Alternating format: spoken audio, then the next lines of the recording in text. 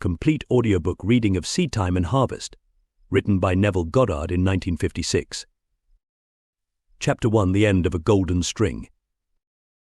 I give you the end of a golden string, only wind it into a ball. It will lead you in at heaven's gate, built in Jerusalem's wall.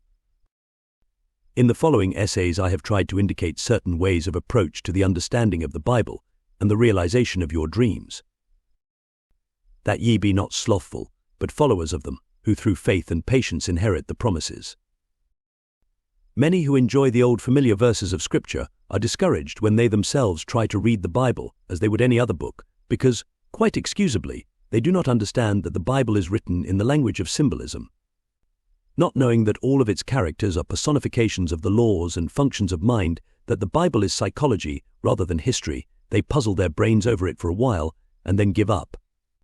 It is all too mystifying. To understand the significance of its imagery, the reader of the Bible must be imaginatively awake. According to the Scriptures, we sleep with Adam and wake with Christ.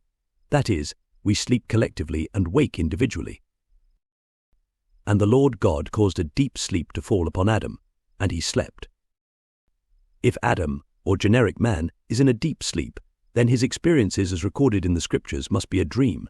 Only he who is awake can tell his dream, and only he would understand the symbolism of dreams can interpret the dream. And they said one to another, Did not our heart burn within us, while he talked with us by the way, and while he opened to us the Scriptures?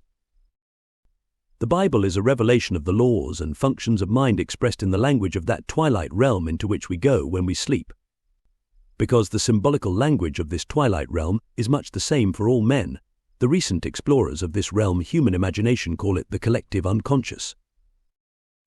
The purpose of this book, however, is not to give you a complete definition of biblical symbols or exhaustive interpretations of its stories. All I hope to have done is to have indicated the way in which you are most likely to succeed in realizing your desires. What things soever ye desire can be obtained only through the conscious, voluntary exercise of imagination in direct obedience to the laws of mind. Somewhere within this realm of imagination there is a mood, a feeling of the wish fulfilled which, if appropriated, means success to you. This realm, this Eden your imagination is vaster than you know and repays exploration. I give you the end of a golden string, you must wind it into a ball. Chapter 2: The Four Mighty Ones. And a river went out of Eden to water the garden, and from thence it was parted, and became into 4 heads. And every one had 4 faces. I see 4 men loose, walking in the midst of the fire, and they have no hurt, and the form of the 4th is like the Son of God. 4 mighty ones are in every man. The 4 mighty ones constitute the selfhood of man, or God in man. There are 4 mighty ones in every man, but these 4 mighty ones are not 4 separate beings, separated one from the other, as are the fingers of his hand. The 4 mighty ones are 4 different aspects of his mind, and differ from one another in function and character, without being 4 separate selves inhabiting one man's body. The 4 mighty ones may be equated with the 4 Hebrew characters here, which form the 4-lettered mystery name of the creative power from, and combining within itself the past, present and future forms of the verb to be. The Tetragrammaton is revered as the symbol of the creative power in man, the creative 4 functions in man reaching forth to realize in actual material phenomena qualities latent in itself. We can best understand the 4 mighty ones by comparing them to the 4 most important characters in the production of a play. All the world's a stage, and all the men and women merely players. They have their exits and their entrances, and one man in his time plays many parts as you like it. Act 2, Scene 7. The producer, the author, the director, and the actor are the 4 most important characters in the production of a play.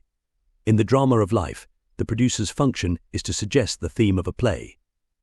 This he does in the form of a wish, such as, I wish I were successful, I wish I could take a trip, I wish I were married, and so on. But to appear on the world's stage, these general themes must somehow be specified and worked out in detail. It is not enough to say, I wish I were successful. That is too vague. Successful at what? However, the first mighty one only suggests a theme. The dramatization of the theme is left to the originality of the second might one, the author. In dramatizing the theme, the author writes only the last scene of the play, but this scene he writes in detail. The scene must dramatize the wish fulfilled. he mentally constructs as lifelike a scene as possible of what he would experience had he realized his wish. When the scene is clearly visualized, the author's work is done. The third mighty one in the production of life's play is the director. The director's tasks are to see that the actor remains faithful to the script and to rehearse him over and over again until he is natural in the part. This function may be likened to a controlled and consciously directed attention, an attention focused exclusively on the action, which implies that the wish is already realized. The form of the fourth is like the Son of God, human imagination, the actor. This fourth mighty one performs within himself, in imagination, the predetermined action which implies the fulfillment of the wish. This function does not visualize or observe the action. This function actually enacts the drama, and does it over and over again until it takes on the tones of reality. Without the dramatized vision of fulfilled desire, the theme remains a mere theme and sleeps forever in the vast chambers of unborn themes. Nor without the co-operant attention, obedient to the dramatized vision of fulfilled desire, will the vision perceived attain objective reality. The four mighty ones are the four quarters of the human soul. The first is Jehovah's King, who suggests the theme. The second is Jehovah's servant, who faithfully works out the theme in a dramatic vision. The third is Jehovah's man, who is attentive and obedient to the vision of fulfilled desire, and who brings the wandering imagination back to the script 70 times 7. The form of the fourth is Jehovah himself, who enacts the dramatized theme on the stage of the mind. Let this mind be in you, which was also in Christ Jesus, who, being in the form of God, thought it not robbery to be equal with God. The drama of life is a joint effort of the four quarters of the human soul. All that you behold, though it appears without, it is within, in your imagination, of which this world of mortality is but a shadow. All that we behold is a visual construction contrived to express a theme which has been dramatized, rehearsed, and performed elsewhere. What we are witnessing on the stage of the world is an optical construction devised to express the themes which have been dramatized, rehearsed, and performed in the imagination of men. The four mighty ones constitute the selfhood of man, or God in man, and all that man beholds, though it appears without, are but shadows cast upon the screen of space, optical constructions contrived by selfhood to inform him in regard to the themes which he has conceived, dramatized, and rehearsed and performed within himself. The creature was made subject unto vanity, that he may become conscious of selfhood and its functions, for with consciousness of selfhood and its functions, he can act to a purpose, he can have a consciously self-determined history. Without consciousness, he acts unconsciously, and cries to an objective God to save him from his own creation. O Lord, how long shall I cry, and thou wilt not hear? Even cry out unto thee of violence, and thou wilt not save. When man discovers that life is a play which he, himself, is consciously or unconsciously writing, he will cease from the blind, self-torture of executing judgment upon others. Instead, he will rewrite the play to conform to his ideal, for he will realize that all changes in the play must come from the cooperation of the four mighty ones within himself. They alone can alter the script and produce the change. All the men and women in his world are merely players and are as helpless to change his play as are the players on the screen of the theatre to change the picture. The desired change must be conceived, dramatized, rehearsed, and performed in the theatre of his mind. When the fourth function, the imagination, has completed its task of rehearsing the revised version of the play until it is natural, then the curtain will rise upon this so seemingly solid world, and the mighty four will cast a shadow of the real play upon the screen of space. Men and women will automatically play their parts to bring about the fulfillment of the dramatized theme. The players, by reason of their various parts in the world's drama, become relevant to the individual's dramatized theme, and because relevant, are drawn into his drama. They will play their parts, faithfully believing all the while that it was they themselves who initiated the parts they play. This they do because Thou, Father, art in me, and I in thee, I in them, and thou in me. I am involved in mankind. We are one. We are all playing the four parts of producer, author, director, and actor in the drama of life. Some of us are doing it consciously, others unconsciously. It is necessary that we do it consciously. Only in this way can we be certain of a perfect ending to our play. Then we shall understand why we must become conscious of the four functions of the one God within ourselves that may have the companionship of God as his sons. Man should not stay a man, his aim should higher be. For God will only gods accept as company. In January of 1946, I took my wife and little daughter to Barbados in the British West Indies for a holiday. Not knowing there were any difficulties in getting a return passage, I had not booked ours before leaving New York. Upon our arrival in Barbados, I discovered that there were only 2 ships serving the islands, one from Boston and one from New York. I was told there was no available space on either ship before September. As I had commitments in New York for the first week in May, I put my name on the long waiting list for the April sailing. A few days later, the ship from New York was anchored in the harbor. I observed it very carefully and decided that this was the ship we should take. I returned to my hotel and determined on an interaction that would be mine were we actually sailing on that ship. I settled down in an easy chair in my bedroom to lose myself in this imaginative action. In Barbados, we take a motor launch or rowboat out into the deep harbor when we embark on a large steamer. I knew I must catch the feeling that we were sailing on that ship. I chose the interaction of stepping from the tender and climbing up the gangplank of the steamer. The first time I tried, my attention wandered after I had reached the top of the gangplank. I brought myself back down and tried again and again. I do not recall how many times I carried out this action in my imagination until I reached the deck and looked back at the port with the feeling of sweet sadness at departing. I was happy to be returning to my home in New York, but nostalgic in saying goodbye to the lovely island and our family and friends. I do recall that in one of my many attempts at walking up the gangplank in the feeling that I was sailing, I fell asleep. After I awoke, I went about the usual social activities of the day and evening. The following morning, I received a call from the steamship company requesting me to come down to their office and pick up our tickets for the April sailing. I was curious to know why Barbados had been chosen to receive the cancellation and why I, at the end of the long waiting list, was to have the reservation, but all that the agent could tell me was that a cable had been received that morning from New York, offering passage for 3. I was not the first the agent had called, but for reasons she could not explain, those she had called said that now they found it inconvenient to sail in April. We sailed on April 20th and arrived in New York on the morning of May the 1st. And the production of my play, The Sailing on a Boat, that would bring me to New York by the 1st of May, I played the 4 most important characters in my drama. As the producer, I decided to sail on a specific ship at a certain time. Playing the part of the author, I wrote the script. I visualized the inner action which conformed to the outer action I would take if my desire were realized. As the director, I rehearsed myself, the actor, in that imagined action of climbing the gangplank until that action felt completely natural. This being done, events and people moved swiftly to conform, in the outer world, to the play I had constructed and enacted in my imagination.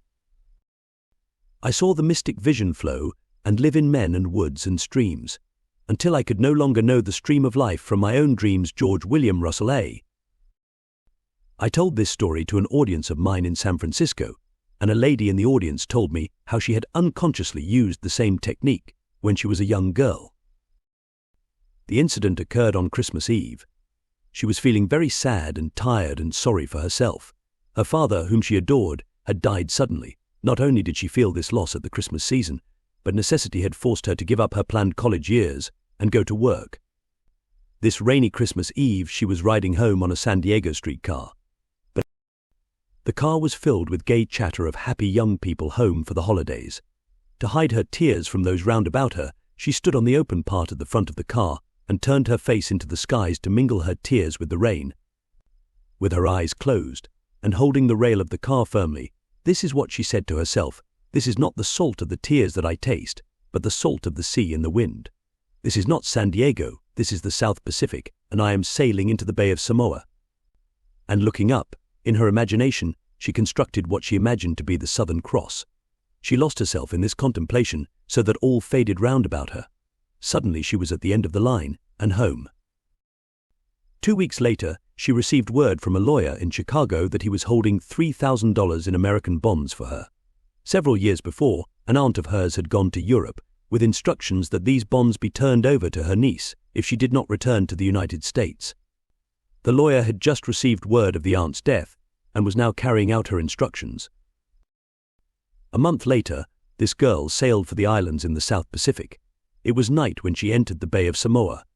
Looking down, she could see the white foam like a bone in the lady's mouth as the ship ploughed through the waves and brought the salt of the sea in the wind. An officer on duty said to her, "There is the Southern Cross," and looking up, she saw the Southern Cross as she had imagined it. In the intervening years, she had many opportunities to use her imagination constructively, but as she had done this unconsciously, she did not realize there was a law behind it all. Now that she understands, she, too, is consciously playing her 4 major roles in the daily drama of her life, producing plays for the good of others as well as herself. Then the soldiers, when they had crucified Jesus, took his garments and made 4 parts, to every soldier a part, and also his coat. Now the coat was without seam, woven from the top throughout. Chapter 3. The Gift of Faith. And the Lord had respect unto Abel, and in his offerings, but unto Cain, and to his offering he had no respect. If we search the Scriptures, we will become aware of a far deeper meaning in the above quotation than that which a literal reading would give us. The Lord is none other than your own consciousness say unto the children of Israel, I hath sent me unto you. I.I.S.E. self-definition of the Lord. Cain and Abel, as the grandchildren of the Lord, can be only personifications of 2 distinct functions of your own consciousness. The author is really concerned to show the 2 contrary states of the human soul, and he has used 2 brothers to show these states. The 2 brothers represent 2 distinct outlooks on the world possessed by everyone. One is the limited perception of the senses, and the other is an imaginative view of the world. Cain, the first view, is a passive surrender to appearances and an acceptance of life on the basis of the world, without a view which inevitably leads to unsatisfied longing or a contentment with disillusion. Abel, the second view, is a vision of fulfilled desire, lifting man above the evidence of the senses to that state of relief where he no longer pines with desire. Ignorance of the second view is a soul on fire. Knowledge of the second view is the wing whereby it flies to the heaven of fulfilled desire. Come, eat my bread and drink of the wind that I have mingled, forsake the foolish and live. In the epistle to the Hebrews, the writer tells us that Abel's offering was faith and, states the author, without faith it is impossible to please him. Now faith is the substance of things hoped for, the evidence of things not seen. Through faith we understand that the worlds were framed by the word of God, so that things which are seen were not made of things which do appear. Cain offers the evidence of the senses which consciousness, the Lord, rejects, because acceptance of this gift as a mold of the future would mean the fixation and perpetuation of the present state forever. The sick would be sick, the poor would be poor, the thief would be a thief, the murderer a murderer, and so on, without hope of redemption. The Lord, or consciousness, has no respect for such passive use of imagination which is the gift of Cain. He delights in the gift of Abel, the active, voluntary, loving exercise of the imagination on behalf of man for himself and others. Let the weak man say, I am strong. Let man disregard appearances and declare himself to be the man he wants to be. Let him imagine beauty where his senses reveal ashes, joy where they testify to mourning, riches where they bear witness to poverty. Only by such active, voluntary use of imagination can man be lifted up and Eden restored. The ideal is always waiting to be incarnated, but unless we ourselves offer the ideal to the Lord, our consciousness, by assuming that we are already that which we seek to embody, it is incapable of birth. The Lord needs his daily lamb of faith to mold the world in harmony with our dreams.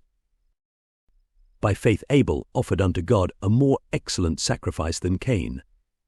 Faith sacrifices the apparent fact for the unapparent truth. Faith holds fast to the fundamental truth that through the medium of an assumption, invisible states become visible facts. For what is faith, unless it is to believe what you do not see? St. Augustine. Just recently, I had the opportunity to observe the wonderful results of one who had the faith to believe what she did not see. A young woman asked me to meet her sister and her 3-year-old nephew. He was a fine, healthy lad with clear blue eyes and an exceptionally fine, unblemished skin. Then she told me her story. At birth, the boy was perfect in every way save for a large, ugly birthmark covering one side of his face. Their doctor advised them that nothing could be done for this type of scar. Visits to many specialists only confirmed his statement. Hearing the verdict, the aunt set herself the task of proving her faith that an assumption, though denied by the evidence of the senses, if persisted in, will harden into fact. Every time she thought of the baby, which was often, she saw, in her imagination, an 8-month-old baby with a perfect face without any trace of a scar. This was not easy, but she knew that in this case, that was the gift of Abel which pleased God. She persisted in her faith. She believed what was not there to be seen. The result was that she visited her sister on the child's 8-month birthday and found him to have a perfect, unblemished skin with no trace of a birthmark ever having been present. Luck. Coincidence, shouts Cain. No, Abel knows that these are names given by those who have no faith to the works of faith. We walk by faith, not by sight. When reason and the facts of life oppose the idea you desire to realize, and you accept the evidence of your senses and the dictates of reason as the truth, you have brought the Lord your consciousness the gift of Cain. It is obvious that such offerings do not please him. Life on earth is a training ground for image-making. If you use only the molds which your senses dictate, there will be no change in your life. You are here to live the more abundant life, so you must use the invisible molds of imagination and make results and accomplishments the crucial test of your power to create. Only as you assume the feeling of the wish fulfilled and continue therein, are you offering the gift that pleases. When Abel's gift is my attire, then I'll realize my desire. The prophet Malachi complains that man has robbed God. But ye say, wherein have we robbed thee? In tithes and offerings. Facts based upon reason and the evidence of the senses which oppose the ideas seeking expression rob you of the belief in the reality of the invisible state. But faith is the evidence of things not seen, and through it God calleth those things which be not as though they were. Call the thing not seen, assume the feeling of your wish fulfilled. Or, that there may be meat in mine house, and prove me now herewith, saith the Lord of hosts, if I will not open you the windows of heaven, and pour you out a blessing, that there shall not be room enough to receive it. This is the story of a couple living in Sacramento, California, who refused to accept the evidence of their senses, who refused to be robbed, in spite of a seeming loss. The wife had given her husband a very valuable wristwatch. The gift doubled its value because of the sentiment he attached to it. They had a little ritual with the watch.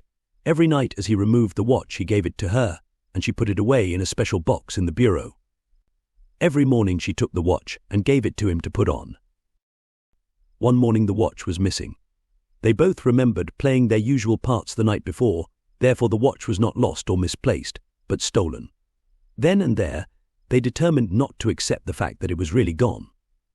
They said to each other, this is an opportunity to practice what we believe. They decided that, in their imagination, they would enact their customary ritual as though the watch were actually there.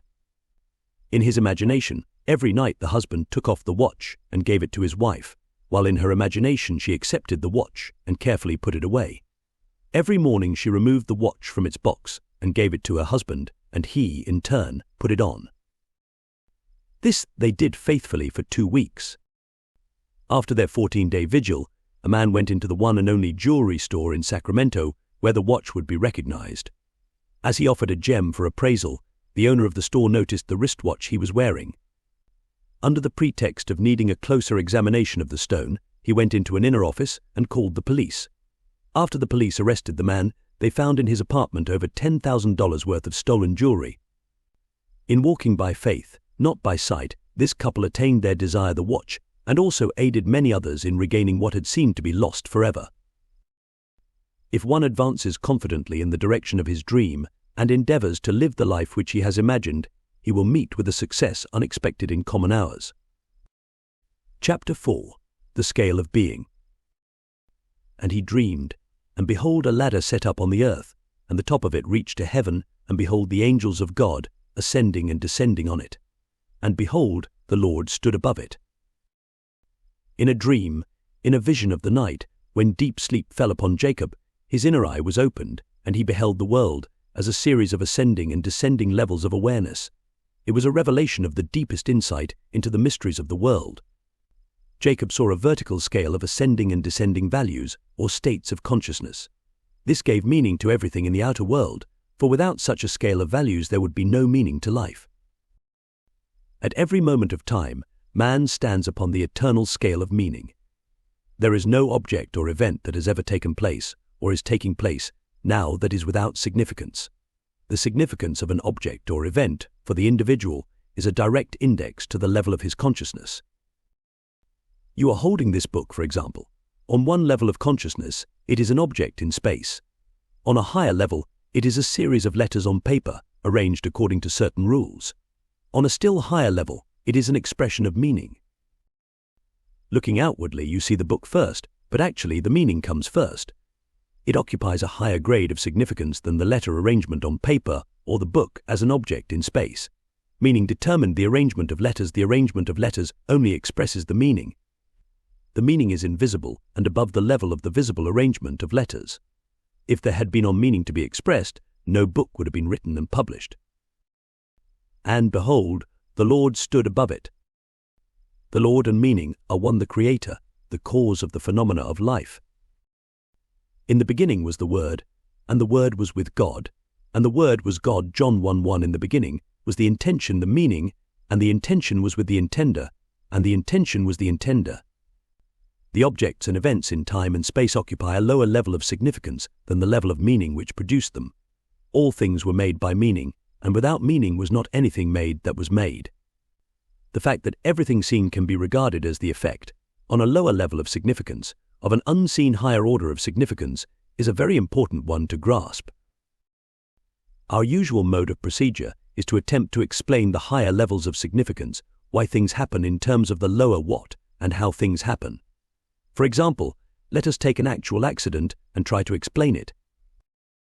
Most of us live on the level of what happened. The accident was an event in space. One automobile struck another and practically demolished it. Some of us live on the higher level of how. The accident happened. It was a rainy night, the roads were slippery, and the second car skidded into the first. On rare occasions, a few of us reach the highest or causal level of why such an accident occurs. Then we become aware of the invisible, the state of consciousness which produced the visible event. In this case, the ruined car was driven by a widow who, though she felt she could not afford to, greatly desired to change her environment. Having heard that, by the proper use of her imagination, she could do and be all she wished to be, this widow had been imagining herself actually living in the city of her desire. At the same time, she was living in a consciousness of loss, both personal and financial. Therefore, she brought upon herself an event which was seemingly another loss, but the sum of money the insurance company paid her allowed her to make the desired change in her life.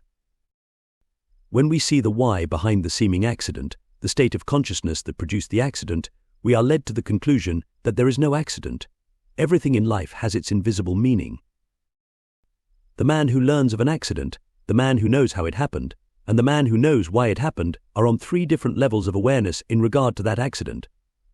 On the ascending scale, each higher level carries us a step in advance towards the truth of the accident. We should strive constantly to lift ourselves to the higher level of meaning, the meaning that is always invisible and above the physical event. But remember, the meaning or cause of the phenomena of life can be found only within the consciousness of man. Man is so engrossed in the visible side of the drama of life, the side of what has happened, and how it happened, that he rarely rises to the invisible side of why it happened. He refuses to accept the prophet's warning that things which are seen were not made of things that do appear.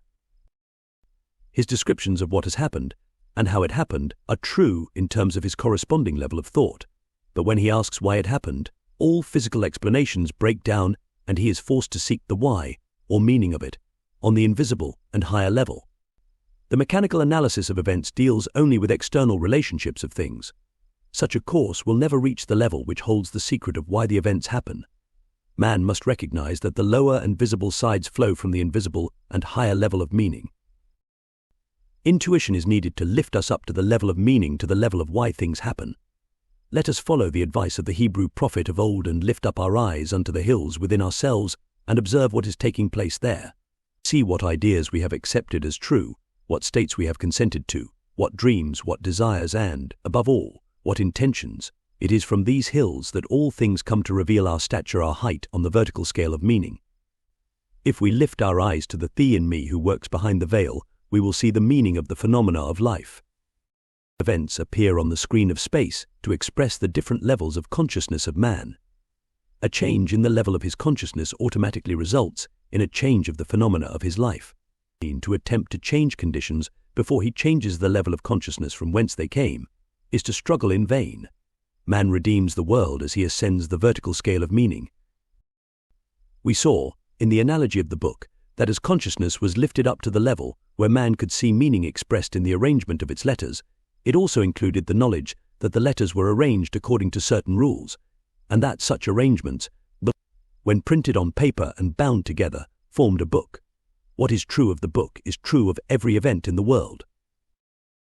They shall not hurt or destroy in all my holy mountain, for the earth shall be full of the knowledge of the Lord, as the waters cover the sea. Nothing is to be discarded, all is to be redeemed. Our lives, ascending the vertical scale of meaning towards an ever-increasing awareness and awareness of things of higher significance, are the process whereby this redemption is brought to pass.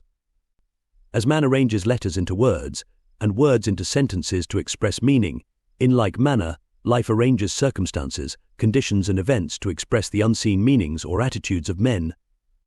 Nothing is without significance, but man, not knowing the higher level of inner meaning, looks out upon a moving panorama of events and sees no meaning to life. There is always a level of meaning determining events and their essential relationship to our lives.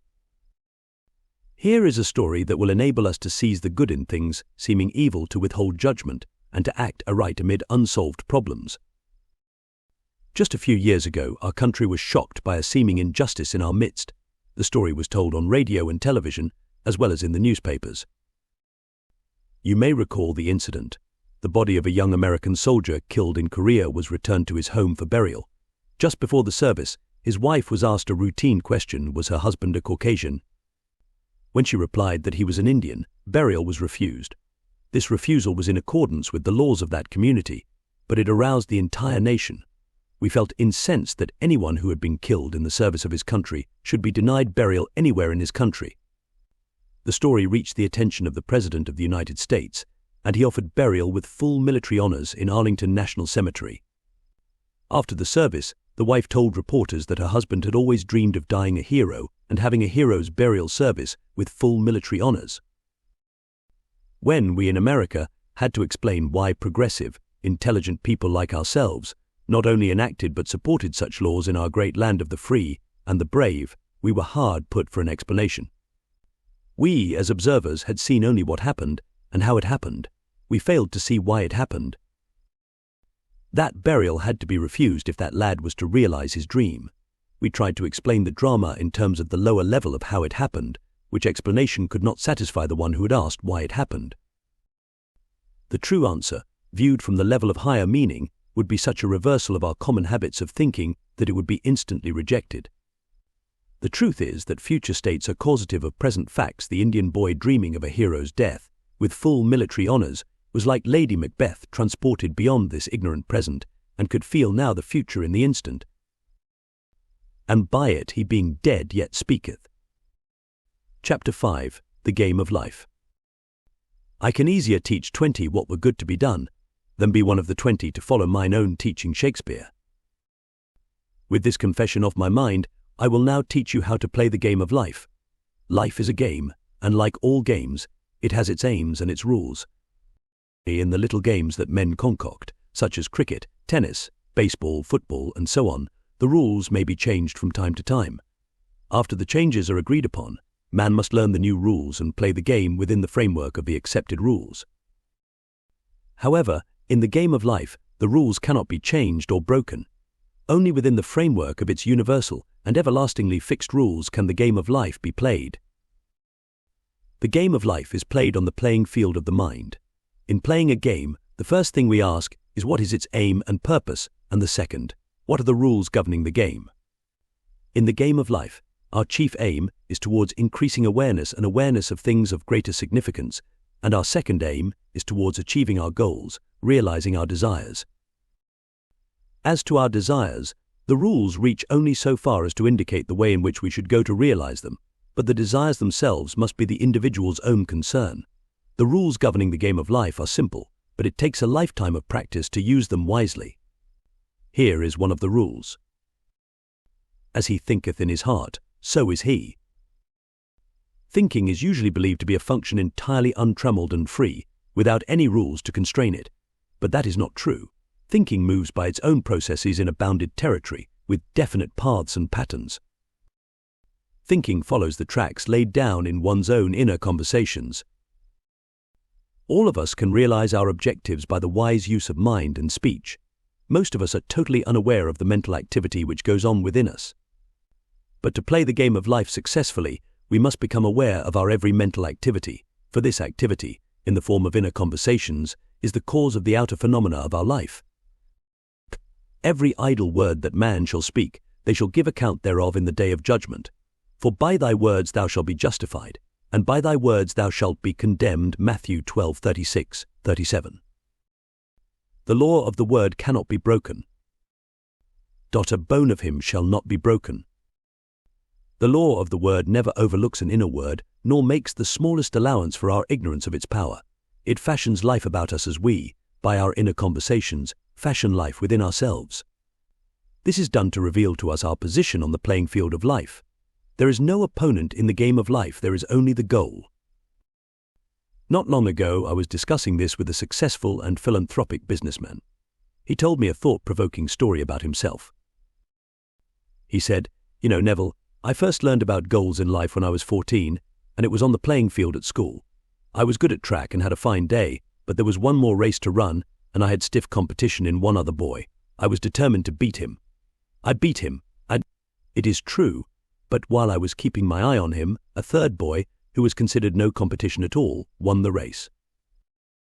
That experience taught me a lesson I have used throughout my life. When people ask me about my success, I must say that I believe it is because I have never made making money my goal. My goal is the wise, productive use of money. This man's inner conversations are based on the premise that he already has money, his constant inner question the proper use of it.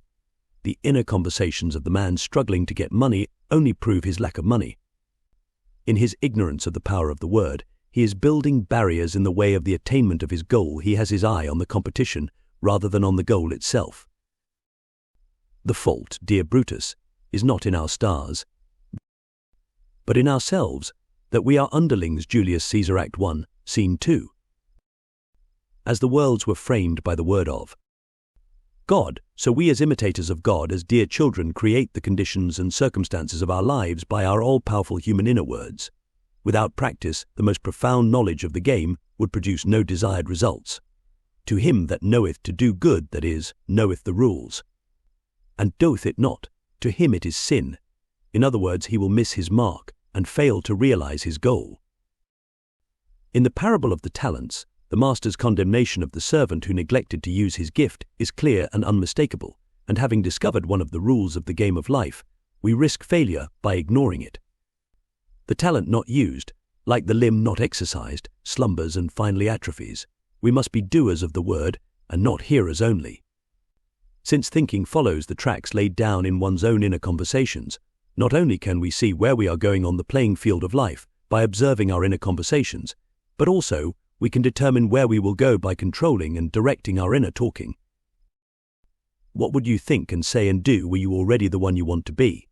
Begin to think and say and do this inwardly. You are told that there is a rod in heaven that revealeth secrets.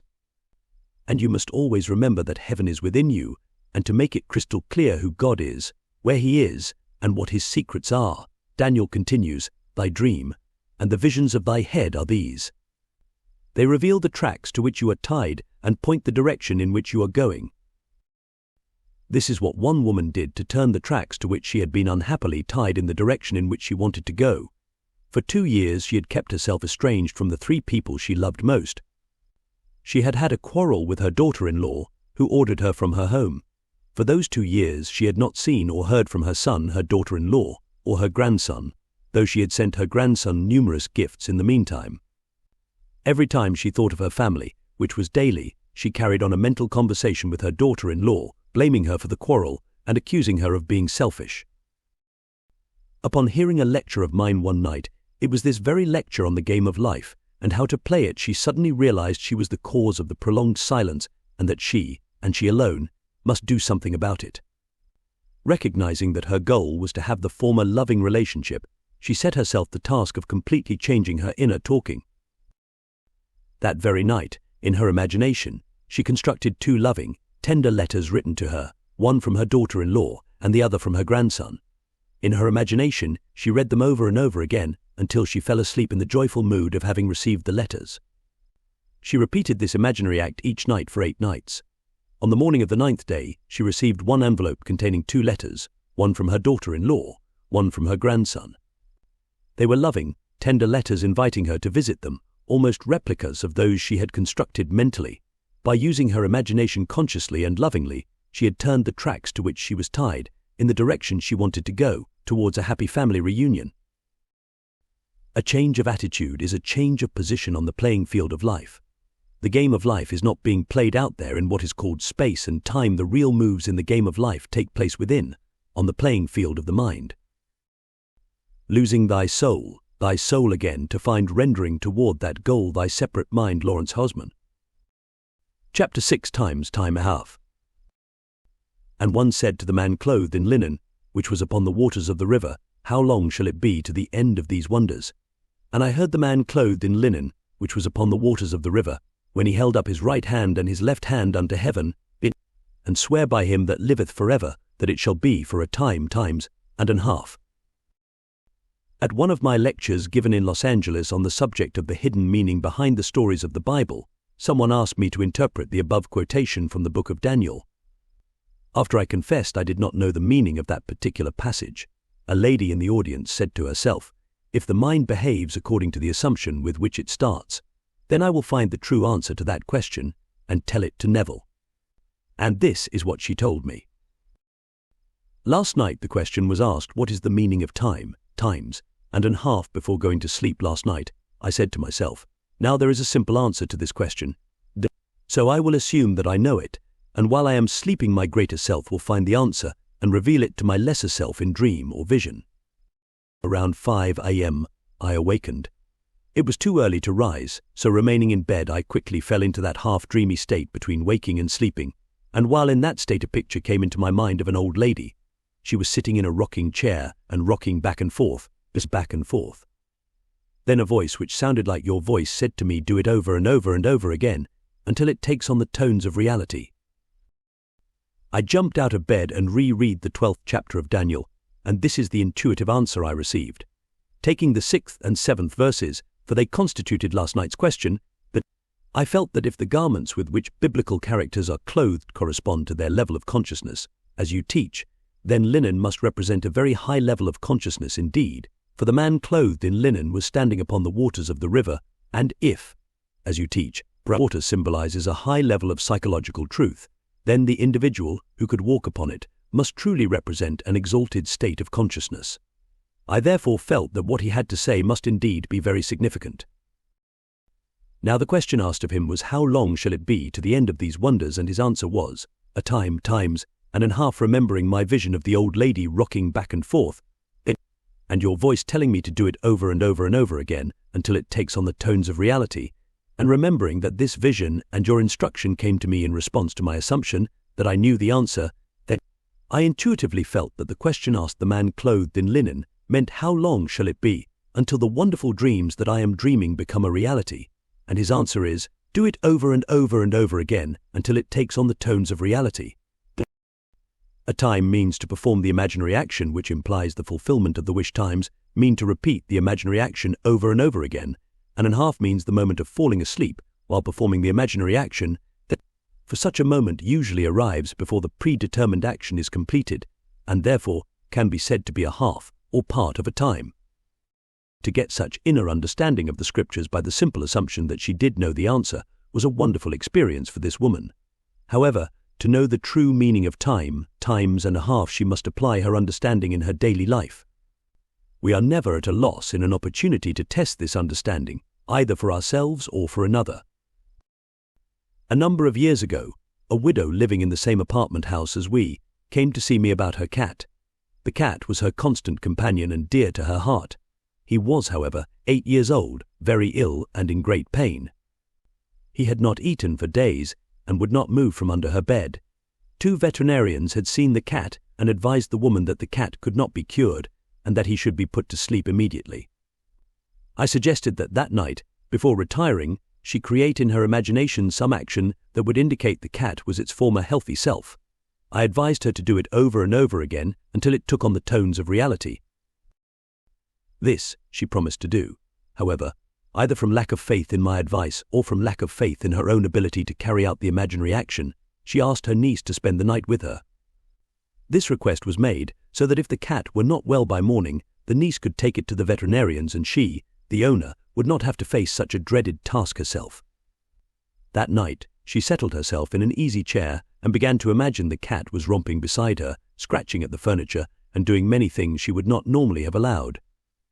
Each time she found that her mind had wandered from its predetermined task to see a normal, healthy, frisky cat, she brought her attention back to the room and started her imaginary action over again.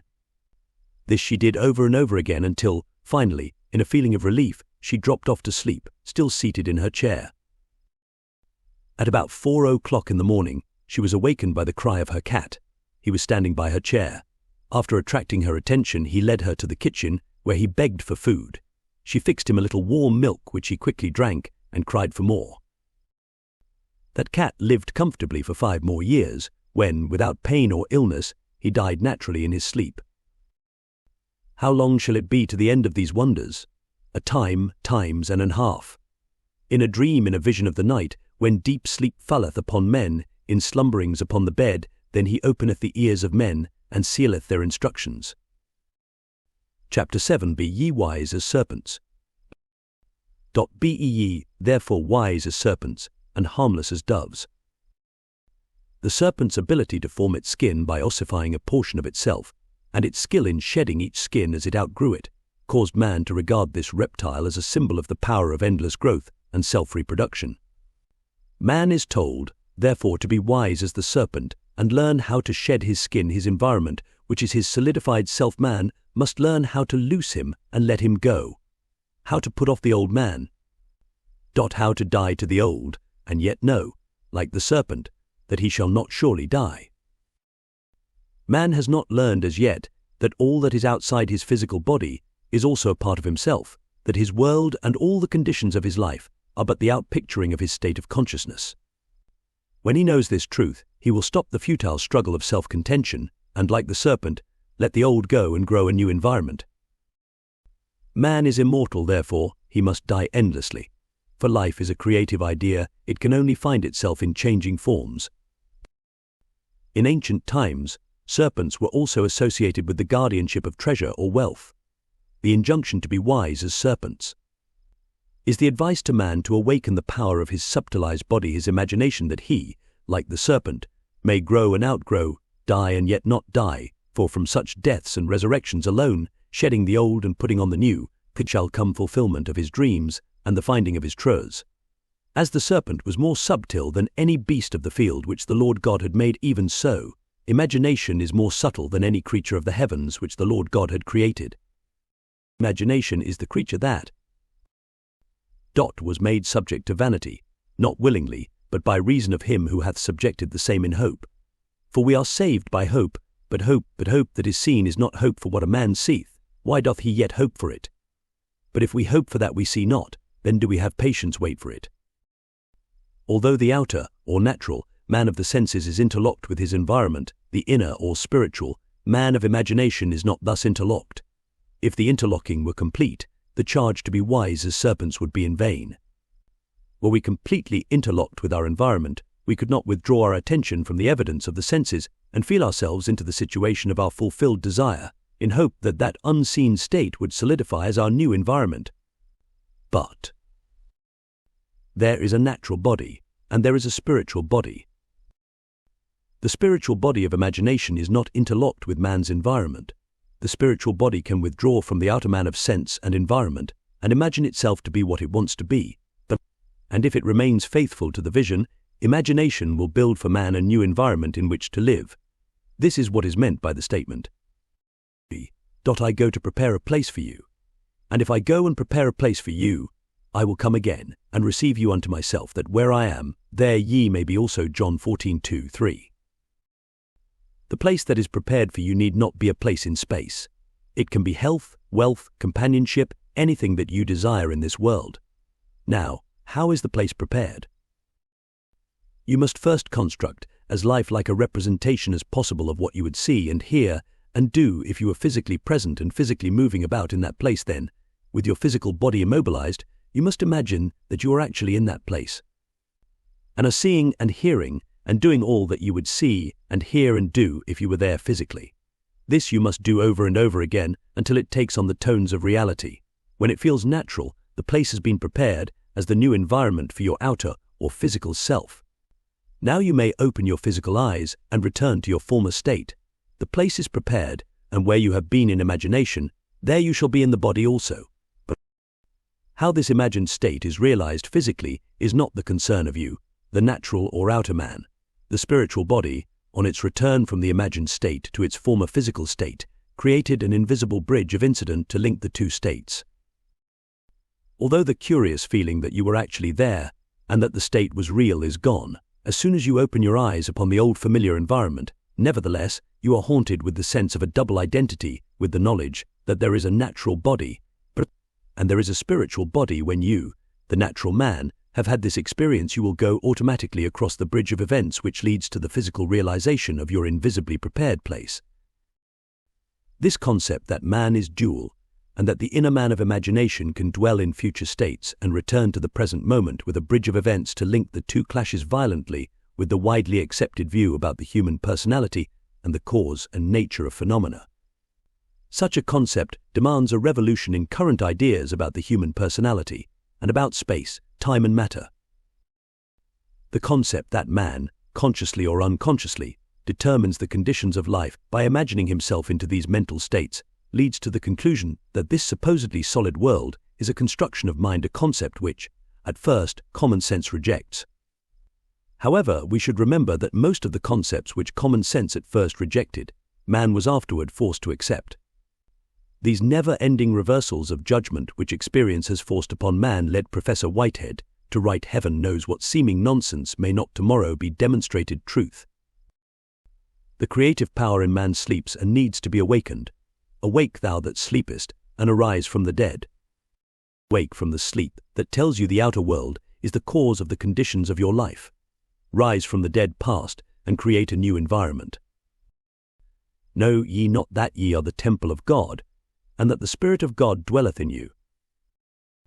The Spirit of God in you is your imagination, but it sleeps and needs to be awakened in order to lift you off the bar of the senses where you have so long lain stranded. The boundless possibilities open to you as you become wise as serpents is beyond measure.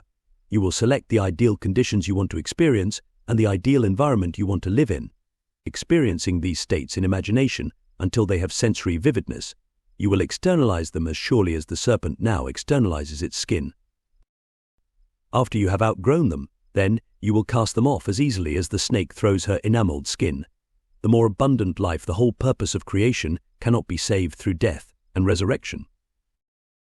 God desired form, so he became man, and it is not enough for us to recognize his spirit at work in creation. We must see his work in form and say that it is good, even though we outgrow the form, forever and ever. He leads through widening chambers of delight to where throbs rapture near an end that I recedes, because his touch is infinite and lends a yonder to all ends. And I, if I be lifted up from the earth, will draw all men unto me. If I be lifted up from the evidence of the senses to the state of consciousness I desire to realize and remain in that state until it feels natural, I will form that state around me and all men will see it. But how to persuade man this is true, that imaginative life is the only living that, assuming the feeling of the wish fulfilled, is the way to the more abundant life, and not the compensation of the escapist that is the problem.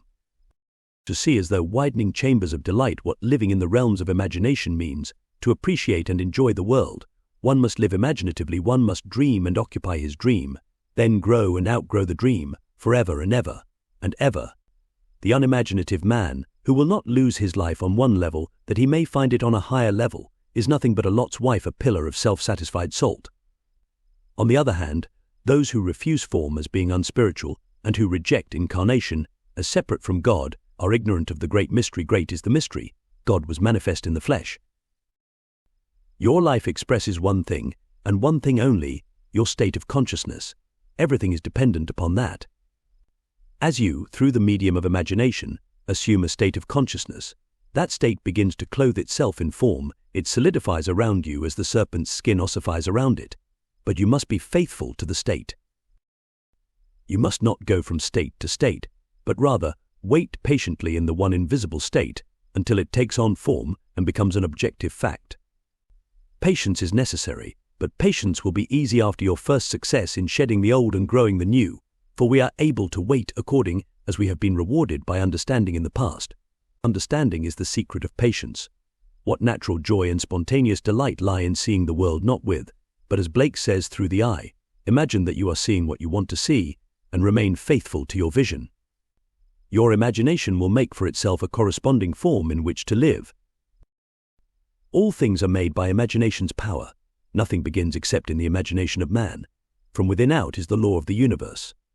As within, so without, man turns outward in his search for truth, but the essential thing is to look within. Truth is within ourselves. It takes no rise from outward things, whatever you may believe.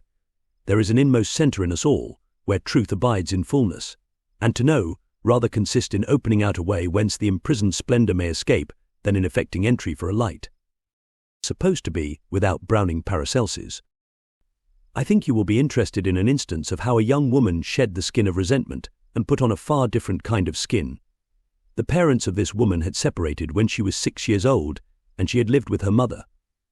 She rarely saw her father, but once a year he sent her a $5 check for Christmas. Following her marriage, he did increase the Christmas gift to $10. After one of my lectures, she was dwelling on my statement that man's suspicion of another is only a measure of his own deceitfulness, and she recognized that she had been harboring a resentment towards her father for years. That night she resolved to let go her resentment and put a fond reaction in its place. In her imagination she felt she was embracing her father in the warmest way. She did it over and over again until she caught the spirit of her imaginary act, and then she fell asleep in a very contented mood. The following day she happened to pass through the fur department of one of our large stores in California. For some time she had been toying with the idea of having a new fur scarf, but felt she could not afford it.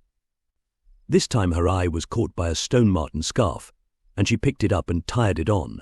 After feeling it and seeing herself in it, reluctantly she took off the scarf and returned it to the salesman, telling herself she really could not afford it. As she was leaving the department, she stopped and thought, Neville tells we can have whatever we desire if we will only capture the feeling of already having it. In her imagination she put the scarf back on, felt the reality of it, and went about her shopping, all the while enjoying the imagined wearing of it. This young woman never associated these two imaginary acts. In fact, she had almost forgotten what she had done until, a few weeks later, on Mother's Day, the doorbell rang unexpectedly.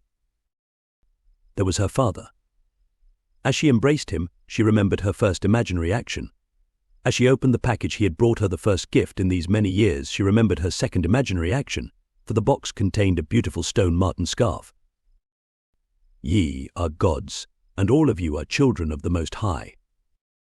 Be ye, therefore wise as serpents, and harmless as doves. I hope you have enjoyed reading Seedtime Harvest by Neville Goddard.